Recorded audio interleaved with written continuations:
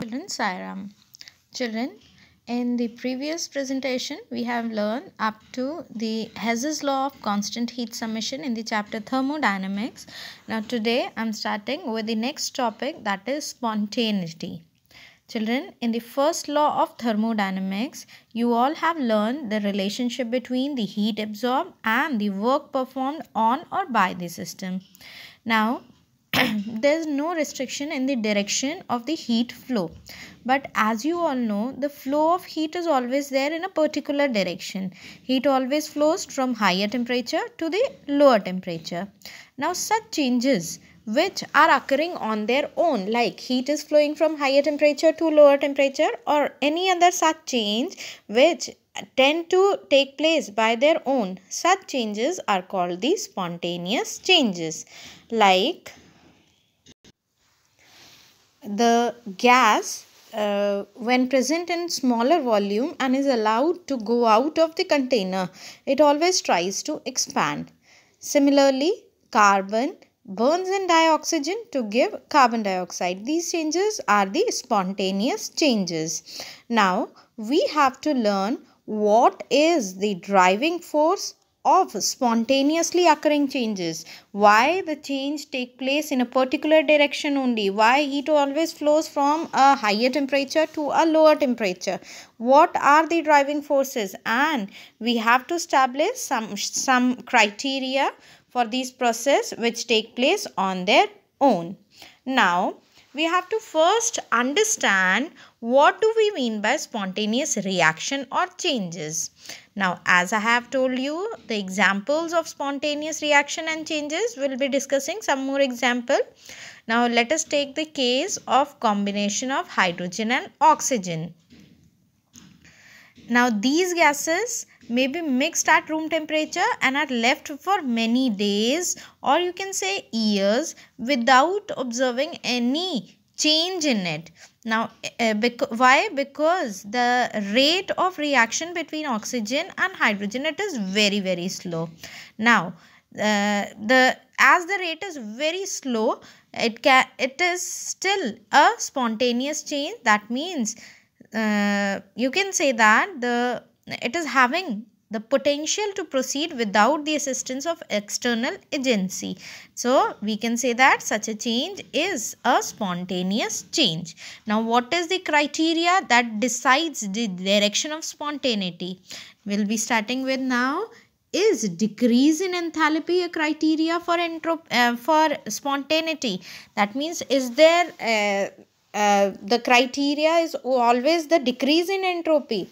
Now see, if we see the reaction between nitrogen and hydrogen to produce ammonia, the reaction is exothermic reaction. That means heat is given out, that means energy is released, that means temperature is decreasing, you can say. Similarly, the reaction between hydrogen and chlorine to get hydrogen chloride, or hydrogen and oxygen to give water, is also a you can say exothermic reaction.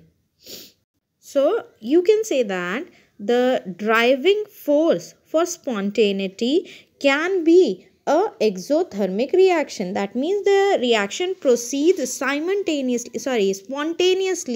in that direction in which the enthalpy is decreasing. We can say that it is a reasonable basis. Now see, it is reasonable basis for these three reactions. But if we see the reaction between nitrogen and oxygen to give nitrogen dioxide, then the sign of delta H for this reaction is positive. That means this reaction is an endothermic reaction. Energy is required for the reaction to take place.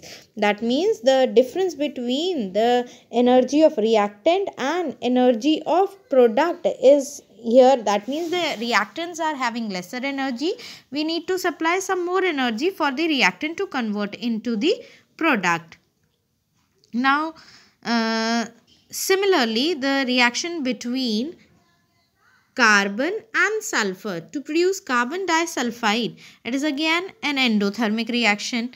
Now, such reaction, what do you think, cannot be spontaneous, but these endothermic reactions are still spontaneous. That means being exothermic, that means the decrease in enthalpy is not always the criteria to decide spontaneity. So what is the other thing that is affecting in spontaneity? The other thing is entropy.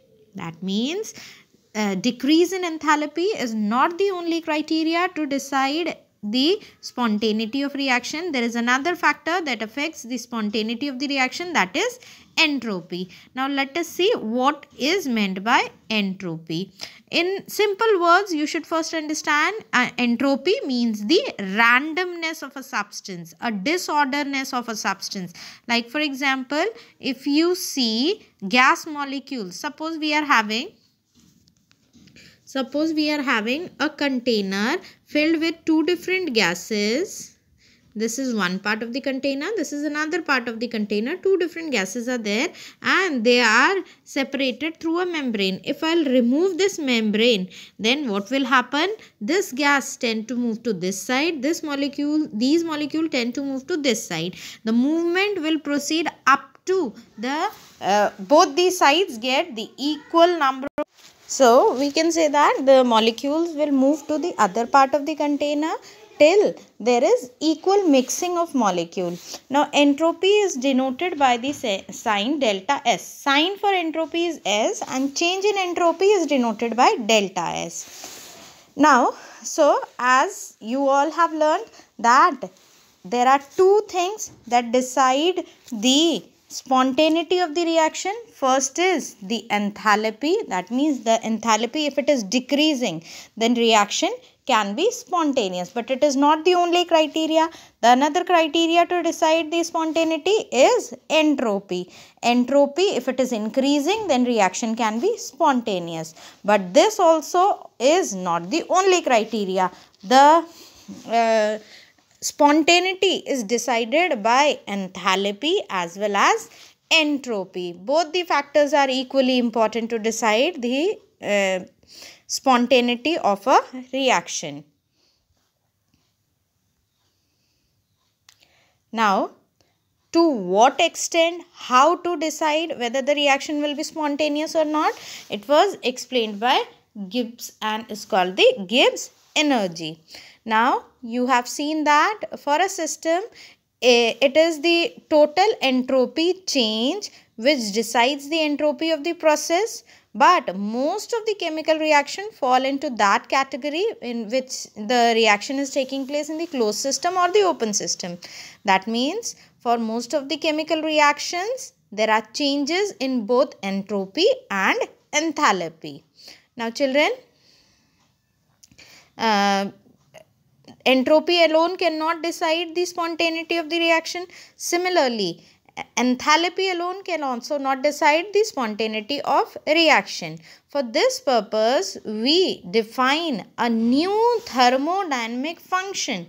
A new thermodynamic function, that is Gibbs energy, or you simply can call it Gibbs function, which is denoted by G. G is the Gibbs function and is equal to H minus TH, where H is the enthalpy, T is the temperature at which the reaction is taking place, and S is the entropy of the system.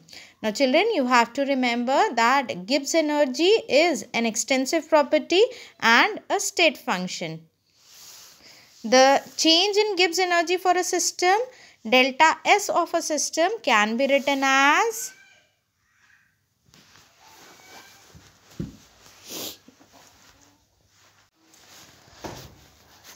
the change in Gibbs energy, delta G for the system, can be written as delta H minus T delta S. This is your statement for the Gibbs energy change. Now you have to remember, a reaction will be spontaneous only if the value of delta G comes out to be negative. That means the total Gibbs energy change for the reaction should be negative, then only a reaction will become spontaneous. Now at what conditions these the Gibbs energy will come negative? You have to remember, the positive entropy change for a system can be small in which T must be large. So you have to remember these cases. When can entropy change, when can delta G come negative? The positive entropy change for the system can be large in which T may be small. Children, you have to make a table and write down for the conditions which are favorable for a system to be spontaneous, the chemical reaction to be spontaneous. You just have to remember that delta G should come out to be negative in order to have a spontaneous reaction. Now, under which conditions delta G will come negative? The favorable condition is that delta H, when delta H is negative and delta S is positive, the reaction will always be spontaneous. But if the two are reversed, then what should be the condition of temperature? That you have to write down yourself. Now, the last topic of the chapter is the Gibbs energy change and equilibrium. For that, a simple reaction, and the formula is there with you. Only the formula based questions can be asked in the exam. The formula, that is delta G is equals to minus RT ln K, that is, this is log K. So you have to use this formula and find out the value of delta G, where R is the gas constant, K is the equilibrium constant for a reaction. Now children, I request you all to kindly download the PDF for the NCERT solution in your phone, and then write down the answers for all the NCERT questions in your notebook, and you will be soon called in the school for checking of the notebook. Till then, complete your work, write down the notebook, and do write down the notes. You have to write down the NCERT questions in your notebook with the solution by downloading the PDF from the internet. And in the next presentation, we'll start with the next chapter. Thank you and Sai Ram.